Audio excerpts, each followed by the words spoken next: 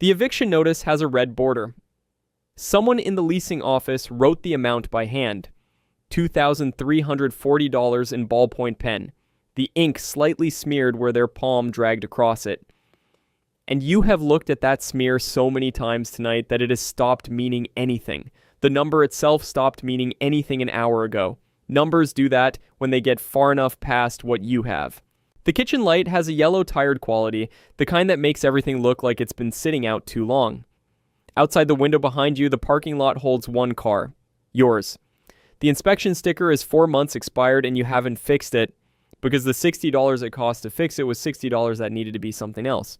On the counter, one box of off-brand cereal with the Rooster logo worn down to a ghost, and a jar of peanut butter with maybe 3 spoonfuls left, the kind of 3 spoonfuls you could stretch to 5 if you scraped carefully enough. Your daughter is asleep in the next room with the television on because she can't fall asleep without noise, and you have never told her no about the television. Not once, because the television costs nothing extra and no is a word you try to save for things that matter. Your wife is not home. She's pulling a double at the diner on Clement Street, the one that smells like fryer grease and pine sol, and the particular exhaustion of people who have been on their feet since 6 in the morning. The manager there calls her sweetheart in a way that means something other than sweetheart, and she absorbs it because the tables that get called sweetheart tip better. And the tips are the difference between this jar of peanut butter and a full one. You know this because she told you once without complaint the way you report weather. Here is the condition. Here is how we move through it. You are not a bad man. This is the sentence you return to most reliably, the way a tongue finds a sore tooth. You have held it in every room of your life, and it has been, until tonight, enough to see by. Tonight, the light it throws doesn't reach the corners. The card is in your wallet. It has been there for 8 months.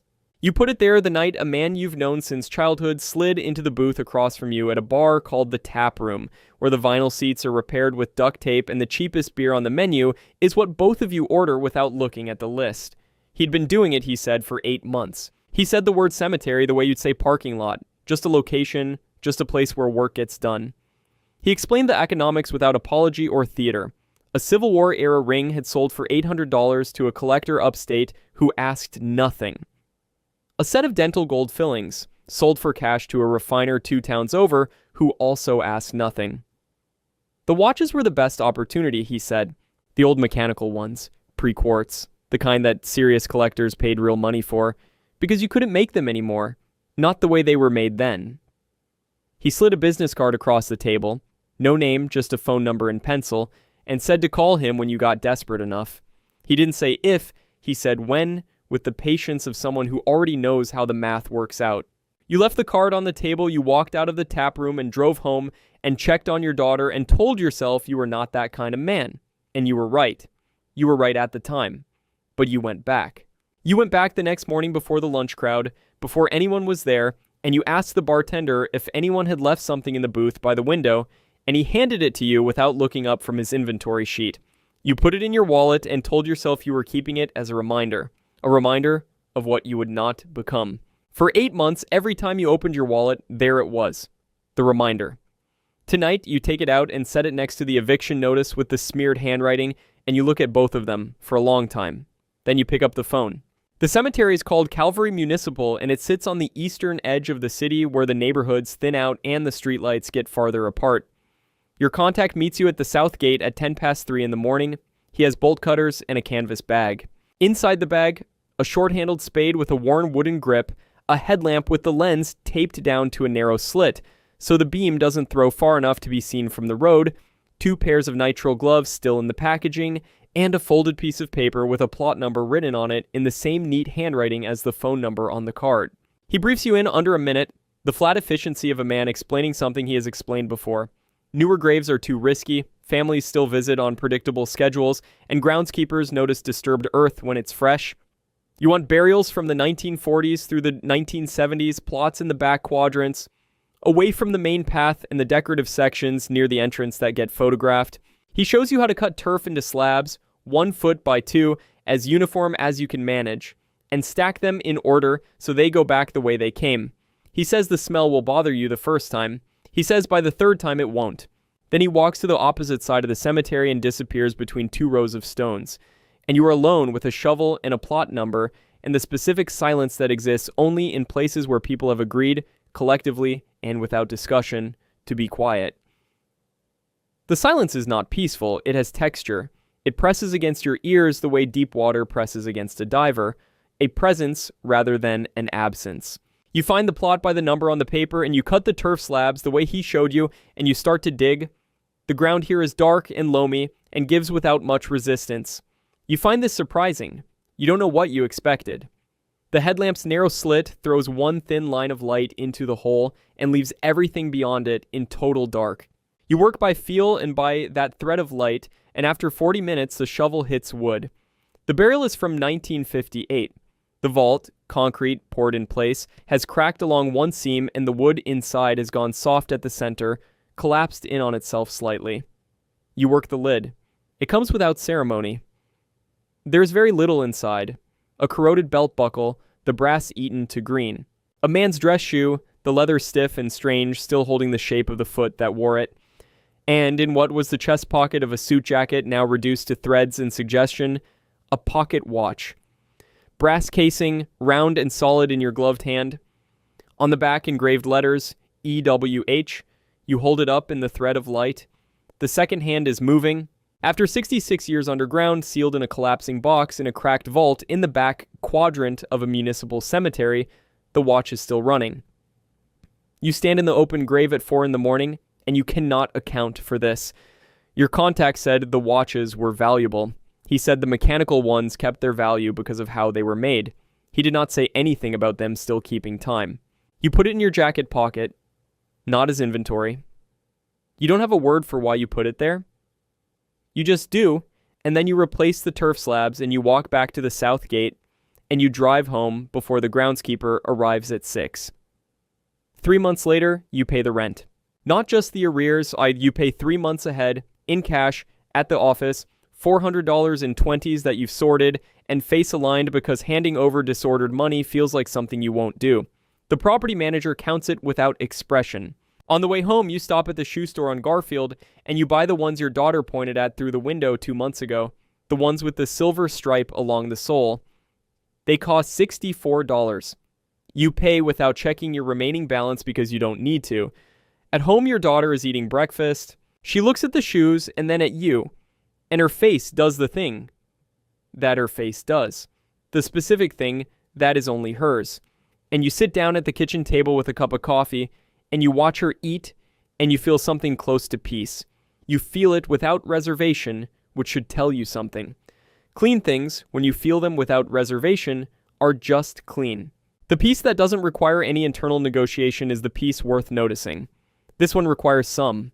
You have, by this point, constructed what you think of as the code. The code is the architecture of rules you follow to remain a different kind of person from the kind of person who does what you do.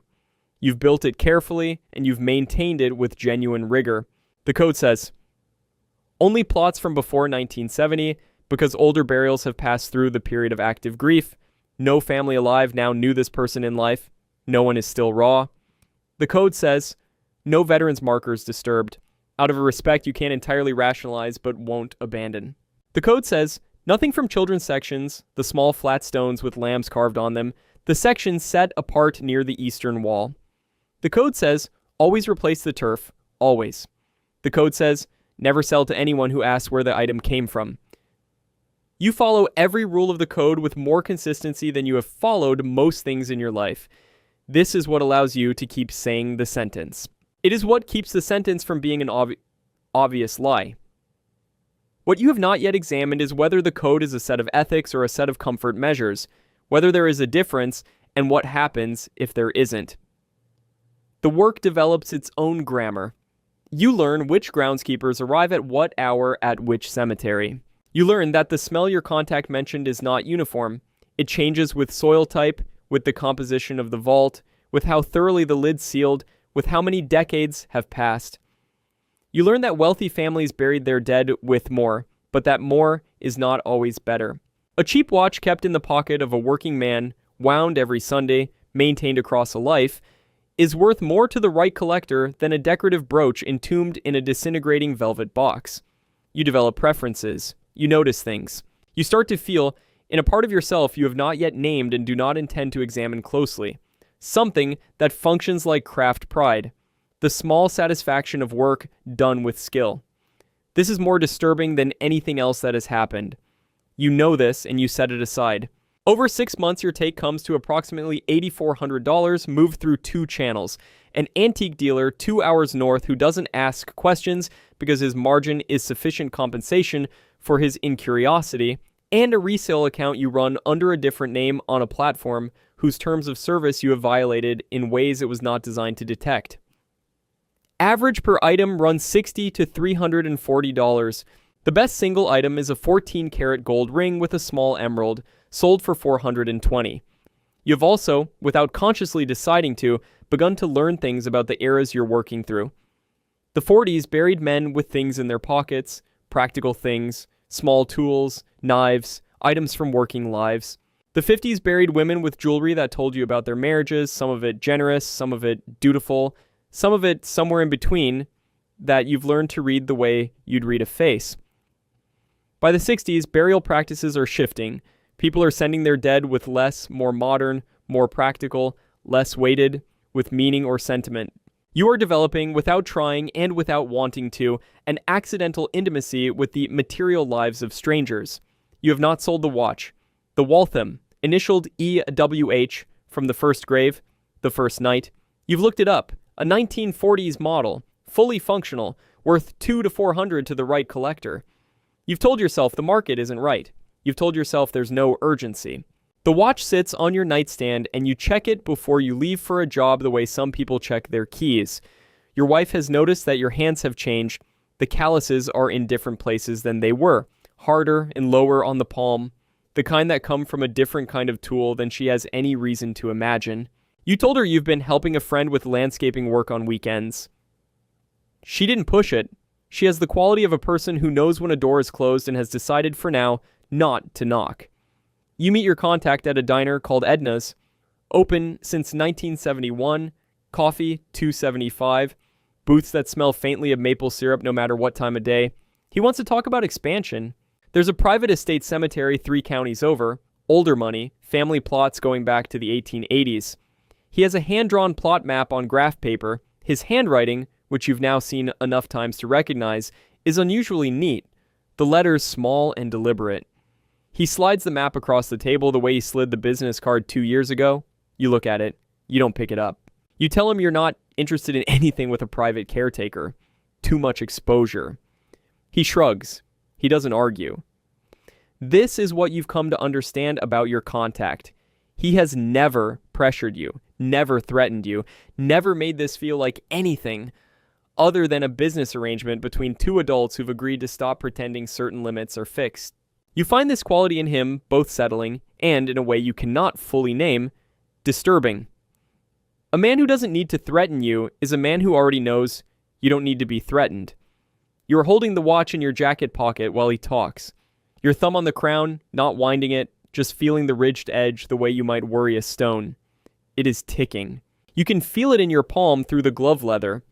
What you don't say to your contact because you've learned not to say things that require more explanation than they're worth is the real reason you won't touch the estate cemetery. Its name is on a hospital in your city. The family name, the one on the headstones going back to the 1880s, is cast in bronze letters above the entrance to the pediatric wing. You drove past that hospital 2 months ago when your daughter had an ear infection.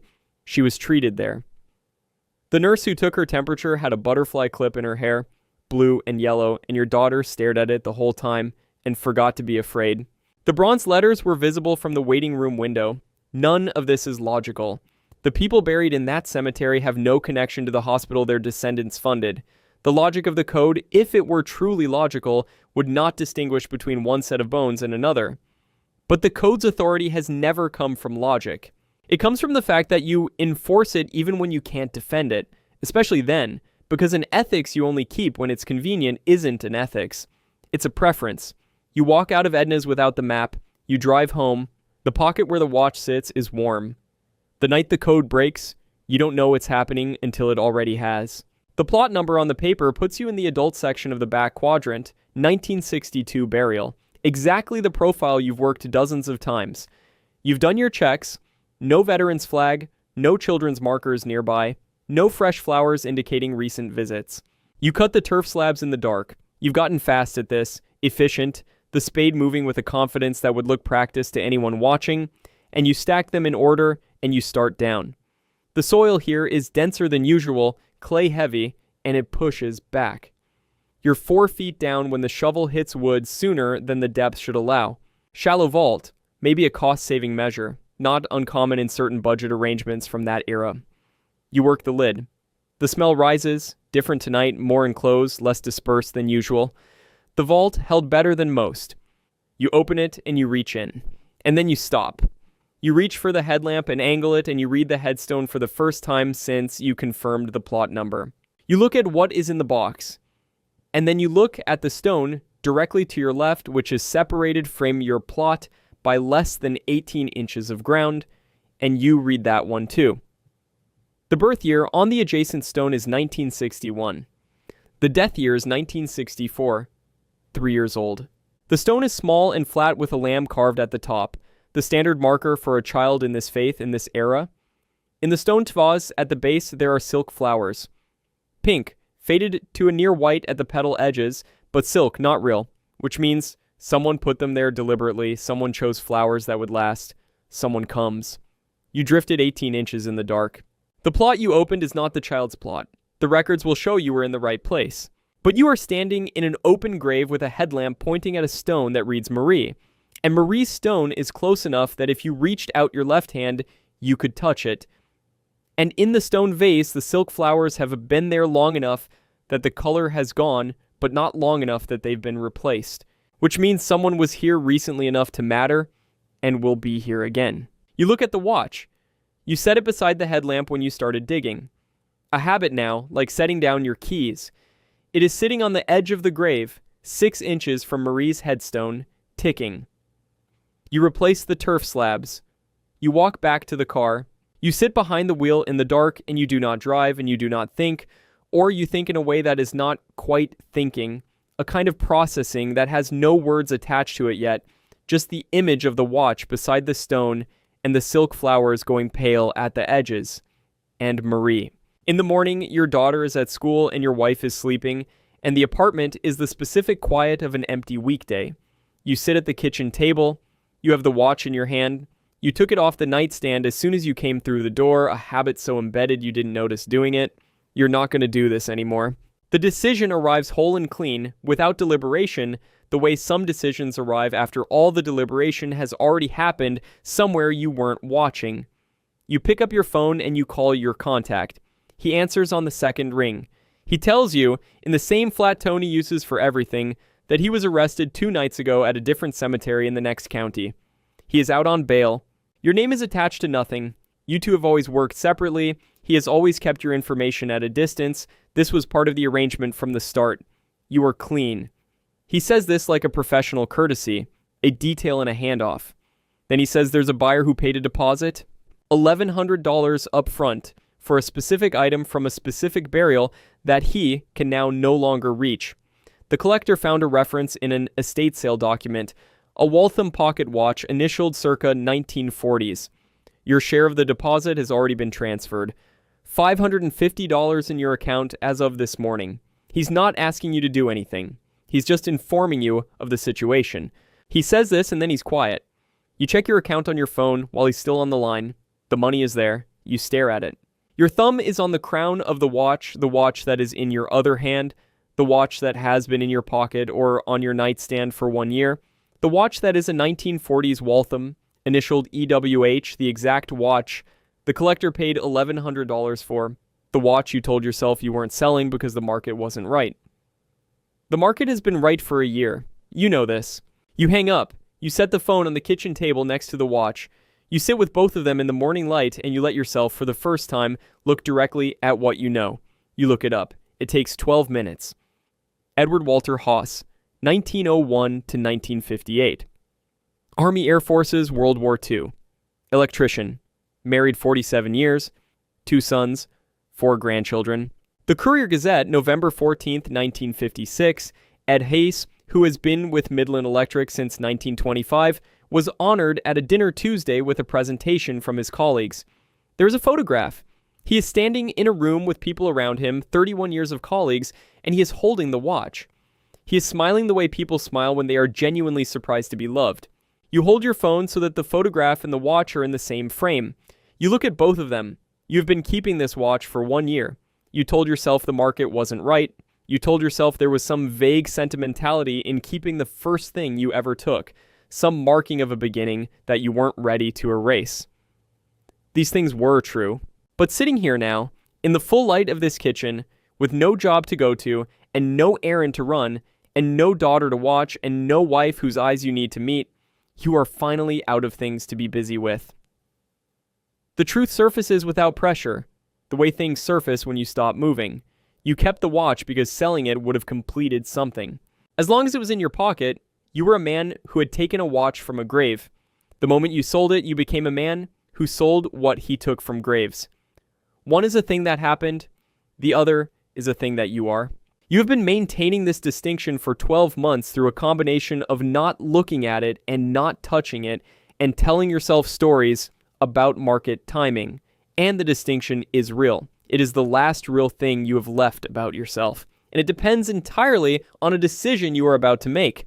You pick up the watch, you turn it over, EWH engraved by a factory engraver in 2 minutes because gifts get the recipient's initials because that's what you do when you honor someone.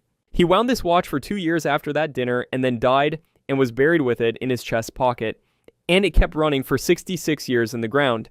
And you dug it up and it kept running in your pocket through every night you worked and every morning you came home and every time you stood at the kitchen table watching your daughter eat breakfast with new shoes on her feet. You've been keeping a dead man's time. The watch stops. Not while you're looking at it. You notice it between one moment and the next. The way you notice a sound has ended. The second hand is still. The hands read 4:17. You don't know if that's morning or afternoon. Watches like this don't distinguish. They don't need to. They were made for people who knew what time of day it was, who needed only the hour and the minute, not the orientation. You sit with the stopped watch for a long time. The morning light moves across the table in the way light moves in rooms where it has nothing to avoid. Calvary Municipal in the late afternoon has a different quality than it has at 3 in the morning. The silence is not hostile, it's just quiet. The ordinary quiet of a weekday, people at work, children in school, the world going about its business on the other side of the stone wall. The light is going gold and low, the kind of light that makes everything look more considered than it is, more deliberate. You park on the street, you walk in through the main entrance rather than the south gate because you are not here to work, and the south gate feels, today, like the wrong door to use. The path through the back quadrant is familiar in the way that routes become familiar when you've walked them enough times in the dark. Your feet know the turns before your eyes confirm them. Edward Walter Haas, 1901 to 1958, husband, father, he kept his word. You read those 4 words 3 times. The third time, something in your chest shifts. Not dramatically, not with any kind of release, just a quiet movement. Like a door settling on its hinges. You take the watch out of your pocket. The south face of the headstone is in shade. You set the watch in the last of the sun on the east face, where it will be visible to anyone standing at the foot of the grave. Not buried, that would be one kind of gesture, a completion, a return. This isn't about completion. You're not returning something you had the right to take. You're placing something where it can be seen by whoever comes, whoever still comes to put silk flowers in the stone vase, whoever wound their grief tight enough that it's still keeping time decades later in small, repeated acts of maintenance. They might find it. They might wonder. They might pick it up and feel for a moment that something strange and inexplicable has happened, that the world is larger and more porous than it appeared. Or they might not come for a long time, and someone else will find it and not know what it means, and that will be fine too, because meaning isn't the point. The point is it's not in your pocket. Beside the headstone, there is a veteran's flag. Not the one that was there a year ago. That one had faded to near white. This one is newer. The color still holding. The blue still blue. Someone replaced it. Someone has been here since you were last here, has stood in this spot and tended to it, which means this grave is not a thing the world has forgotten no matter how far back in the quadrant it sits, no matter how many decades separate the living from the dead man's name. You stand there for a moment with your hands in your pockets, where the watch used to sit. The space where it was feels like something you will be aware of for a while. Not painful, just present, the way you remain aware of a space after something has been there long enough. You walk back to the car. You have a conversation ahead of you that you have been not having for 14 months, and it will be hard, and it will not fix anything that is already done, and you are going to have it anyway, because the code, the real code, the one underneath the one you constructed, has one rule that you've been in violation of since the night you walked into Edna's and said you were done while the card was already in your wallet. You don't lie to the people you're protecting, not because it's noble, because it doesn't work, because the lie becomes the thing you're protecting them from, and then you're just building walls around a room that's getting smaller. The engine starts, you pull out onto the road, the light is going, the afternoon collapsing toward evening, and somewhere on the other side of the city your daughter is finishing school and your wife is starting her shift, and the jar of peanut butter on the counter is a full one, because you can afford full ones now, and you haven't let yourself think too hard about what that means until right now, when the thinking is the only thing left to do. The pocket where the watch sat is empty. The watch is stopped at 417 on a headstone in the back quadrant of Calvary Municipal, and Edward Walter Haas kept his word for 31 years at Midland Electric and 47 years of marriage and whatever comes after, and you've been carrying his time for a year without knowing what to call it. You know what to call it now. Most people who end up in that cemetery at 3 in the morning tell themselves the same story. The specific details change. The story doesn't. The part that's harder to explain is the watch, the one thing they kept, the one thing they couldn't make themselves sell, the reason they kept going back even after they told themselves they'd stopped. If you want to see more, click the video on screen now.